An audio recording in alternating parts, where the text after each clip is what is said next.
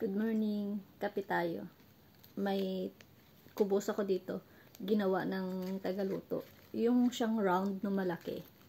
Kaso syempre, nung inano niya, tinupi niya ganito.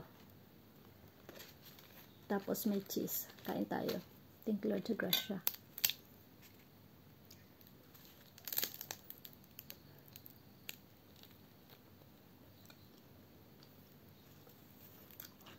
Ang bilis naman kumunat. Bagong gawa niya to eh.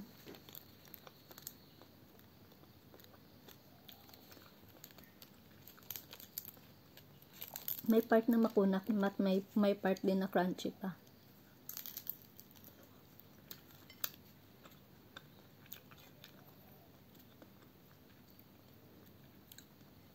Mamaya na ako kakain ng itlog pag gumawa ako ng almusal ng mga amo ko.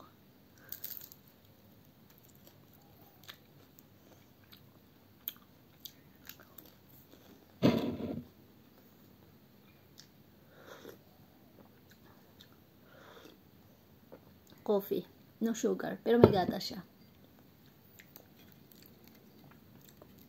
Today pala lumabas na yung mga kasama kong nigra dito. May interview daw sila. Wala na kasi yung inaalagaan nila eh. Diba naman tayo?